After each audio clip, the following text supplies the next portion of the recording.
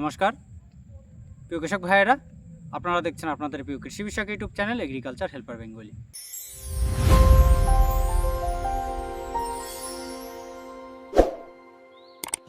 আজ আমরা এই ভিডিওতে যে বিষয়টা নিয়ে আলোচনা করব, এটি প্রায় সকল কৃষকের মনেই কিন্তু একটা প্রশ্ন জাগে। সেটা হচ্ছে, যখন আমরা বাজারে বা দোকানে সার কিনতে যাই, তখন একই ধরনের সার, যেমন ধরুন 10-26 হতে পারে, 15-15-16 হতে পারে, 12-32-16 হতে পারে, দেখবেন 50 কেজির বস্তায় আপনারা দামের ডিফারেন্স দেখতে পাবেন। মোটামুটি আপনার 200-250 টাকা ডিফারেন্স, 300 টাকা ডিফারেন্স হয়ে থাকে। দোকানদারকে যদি জিজ্ঞাসা করা হয় যে এই শার্টটার কেন এত দাম বেশি হচ্ছে বা এটা কেন এত দাম কম, তাহলে সে একটা কথা বলে যে যেটি দাম বেশি সেটা হচ্ছে আপনার ফ্যাক্টরি সার, আর যেটার দাম কম সেটা হচ্ছে আপনার ইম্পোর্টের সার। তাহলে এই যে ইম্পোর্ট সার এবং ফ্যাক্টরি সার, এই দুটো সারের যেহেতু আমরা দাম কম বেশি দেখতে পাই, তার মানে কি এর কাজ কি কম করছে? আমরা যদি আমাদের মাটিতে ব্যবহার করি, আমরা কি রেজাল্ট কম পাবো? এই ধরনের প্রশ্ন আমাদের কিন্তু সকলের মনেই কিন্তু জাগে। অনেক সময় দেখা যায় যে ফ্যাক্টরি সার পাওয়া যায় না, আমাদের ইম্পোর্টের সার আনতে হয়। আবার অনেক জায়গায় দেখা গেছে যে আপনার ইম্পোর্টের সার ফ্যাক্টরি রেটে কৃষকদেরকে বিক্রি করা হচ্ছে, অথচ কৃষকরা সেটা জানছে না। তাহলে আজ আমরা এই ভিডিওতে এই দুটো সারের মধ্যে পার্থক্য জানব, এই দুটো সারের মধ্যে ডিফারেন্স জানব, এবং কোনটা ফ্যাক্টরি এবং কোনটা আপনার যেটা ইম্পোর্ট, এটা আমরা কি করে বুঝবো সেই বিষয়টাও জানব। এর মধ্যে থাকা কিছু ছোট ছোট প্রশ্ন যেটা অনেকের মনেই আসে, তো সেই বিষয়গুলো ক্লিয়ার করার চেষ্টা করব।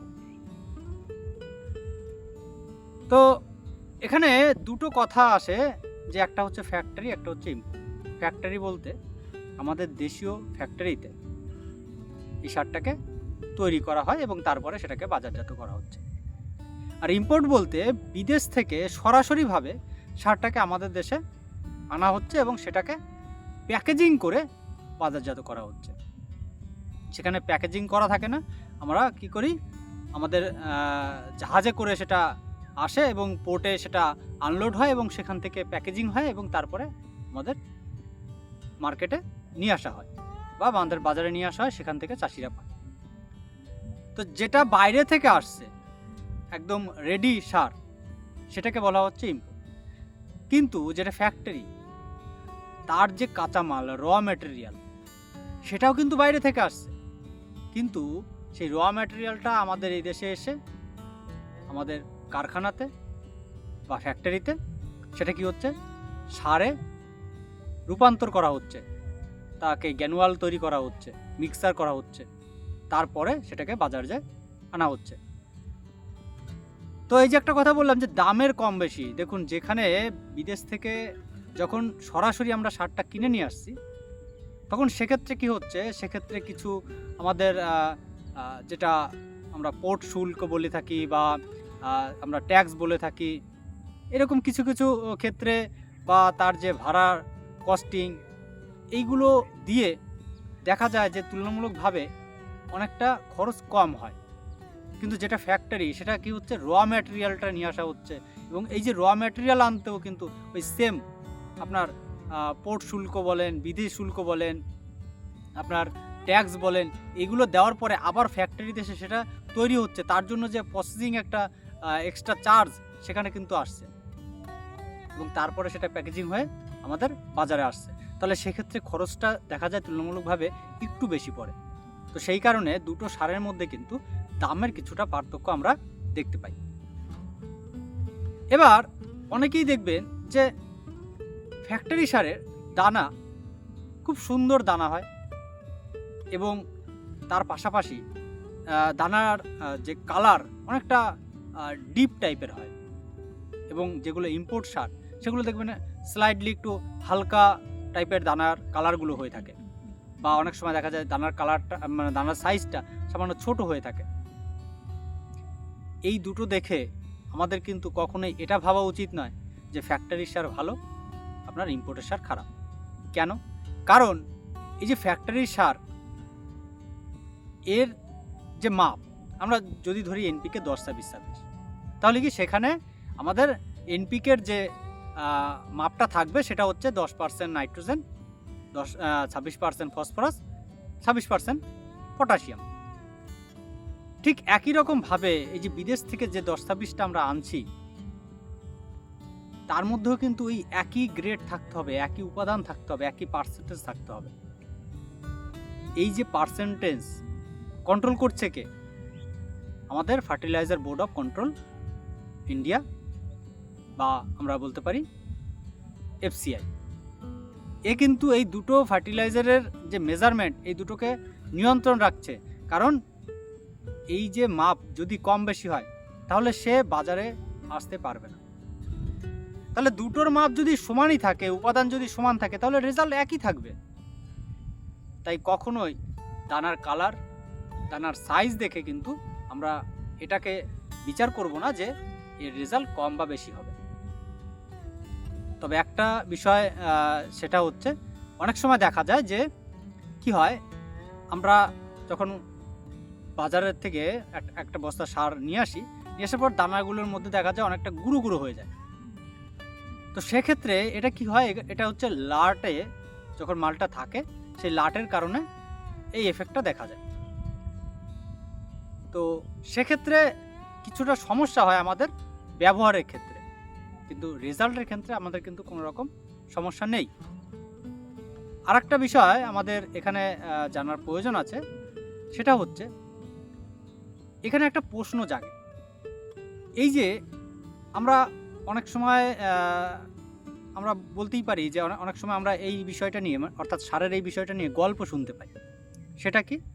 সেটা হচ্ছে আমরা এই যে বলছি যে ইম্পোর্ট সার জাহাজে খোলা অবস্থায় আসে। যেহেতু খোলা অবস্থায় আসে, তাই ওই সারের কালারটা হালকা হয়ে যায়। এটা কিন্তু একদম ভুল ধারণা। সার যদি খোলা অবস্থায় আনা হতো, তাহলে সেই সার আমাদের দেশে পৌঁছাতে সেটা কি হতো, গলে যেত। তো এই মিথ্যা গল্প আপনারা বিশ্বাস করবেন না। কারণ যে সার আপনার নিয়ে আসা হচ্ছে বাইরের দেশ থেকে, সেটা র ম্যাটেরিয়াল হোক বা আমাদের এই ইম্পোর্ট সার, একদম রেডি সার যেটা, এটা যখন জাহাজে আনা হয় তখন একদম এয়ার টাইট কন্টেনারে আসে, যার মধ্যে কিন্তু আপনার কোনো রকম বাতাস পর্যন্ত না ঢুকতে পারে না বাইরে বেরোতে পারে, সেই অবস্থায় কিন্তু আনা হয়। এবং যখন সেটাকে আনলোড করা হয়, তখনও কিন্তু খুব যত্ন সহকারে আনলোড করা হয়। কারণ আমরা কি জানি, এই সারের সাথে কোনো রকম যদি জলের সংস্পর্শ আসে, তাহলে সার গলে যাবে। তাই সেটাকে খুব যত্ন সহকারে আনলোড করা হয়, প্যাকেজিং করা হয়। তো এটা একটা মিথ্যা ঘটনা বা মিথ্যা গল্প আমাদের মধ্যে প্রচলিত আছে। তো সেই বিষয়টাই আমি এখানে তুলে ধরলাম। তো এই মিথ্যা যে গল্প আমরা বিশ্বাস করব না, আমরা বাস্তবটাকে জানার চেষ্টা করব সবসময় এটা। তো যাই হোক, তো ইম্পোর্ট আর ফ্যাক্টরির মধ্যে আমরা দামের পার্থক্য দেখতে পেলেও রেজাল্টের কিন্তু কোনো রকম পার্থক্য নেই। আর একটা বিষয় হচ্ছে এই যে কালারের ক্ষেত্রে কি হয়, অনেক সময় বিভিন্ন দেশের যে ম্যাটেরিয়ালগুলো আমরা আমাদের দেশে নিয়ে আসি, সেটা আমরা একদম রেডি সার হতে পারে, বা আমাদের দেশে যেটা ফ্যাক্টরিতে তৈরি হচ্ছে তার যে র ম্যাটেরিয়াল, তার যে কালার, এটা অনেক সময় দেখা যায় যে একই নাও হতে পারে। কোনোটা একদম ডিপ, কোনোটা হালকা ডিপ, কোনোটা একদম হালকা সাদাটে রং, বিভিন্ন কালার হতে পারে। এটা কোনো ম্যাটার নয়, এটা এক একটা দেশের র ম্যাটেরিয়ালের তার কালারের বৈশিষ্ট্য। একটা কথা মাথায় রাখতে হবে, যে কোনো সার বা ফার্টিলাইজার সেটা যখন বাজারে আসে, তখন তার সরকারি পরীক্ষাগারে পরীক্ষা করে এফসিআইয়ের দ্বারা অনুমোদিত হওয়ার পরেই কিন্তু বাজারে আসে। তো কৃষক ভাইয়েরা, আমরা এই দুটো সার সম্পর্কে জানলাম, অর্থাৎ ফ্যাক্টরি এবং ইম্পোর্ট সার।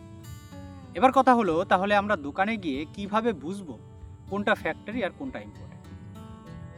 দেখুন, যেটা ইম্পোর্ট সার, আমরা বস্তার গায়ে, যে আমাদের 50 কেজি বস্তা থাকবে, তার গায়ে দেখবেন নিচের দিকে একটা কথা লেখা থাকে, সেটা হচ্ছে ইম্পোর্টেড।